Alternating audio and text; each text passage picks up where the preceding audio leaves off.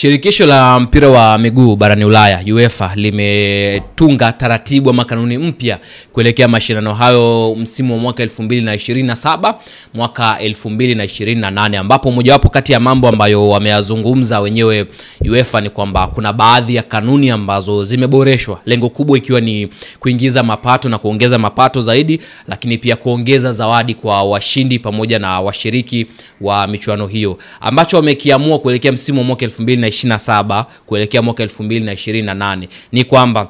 michuano hiyo itazinduliwa siku ya Jumanne. Kama tunavyojua, Jumanne huwa ndo michuano hii inachezwa, ni Jumanne na Jumatano, alafu siku ya Alhamisi na Ijumaa ni siku ya michezo ya UEFA Europa League. Sasa UEFA wamesema kwamba michuano hii itazinduliwa siku ya Jumanne, ambapo siku hiyo ya Jumanne utachezwa mchezo mmoja tu ambao utamkutanisha bingwa mtetezi wa michuano hiyo. Lakini licha tu ya kumkutanisha bingwa mtetezi, kabla ya michuano hiyo kutakuwa kuna sherehe maalumu ambayo itakuwa ni kama hafla ya ufunguzi. Kama tunavyojua kwenye ligi mbalimbali kwamba kabla ya ligi kufunguliwa kuna zile burudani, alafu baadaye unachezwa mchezo wa ngao ya jamii kama kuashiria kufunguliwa rasmi kwa ligi kuu. Sasa UEFA nao wamesema kwamba watakuwa na sherehe maalum kabla ya mchezo, lakini pia itakuwa ni sehemu pia ya kumpongeza bingwa mtetezi na kumpa moyo kwamba msimu huu unatakiwa ukaze tena ili uweze kutetea taji lako. Lakini sababu kubwa ambayo imesemwa na UEFA ni kwamba kuongeza mapato, ila pia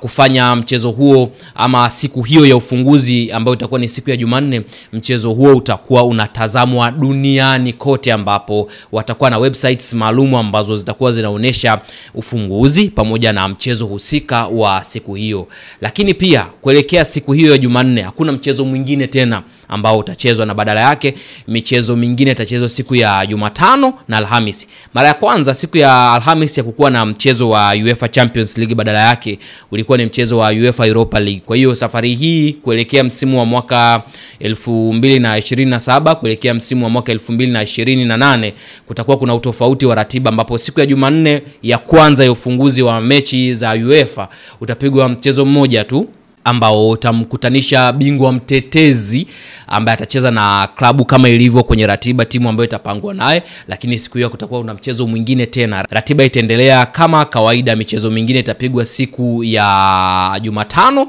na Alhamisi, alafu UEFA Europa watakuja tena na ratiba yao nyingine ya kutuambia kwamba wenyewe watakujaje, kwa sababu tayari siku ya Alhamisi ambayo ilikuwa ni siku yao pamoja na Ijumaa zimechukuliwa ama zimepangiwa ratiba ya michezo ya UEFA Champions League. Kwa hiyo haya ndio maboresho ambayo yamefanyika kwenye michuano ya UEFA Champions League kama sehemu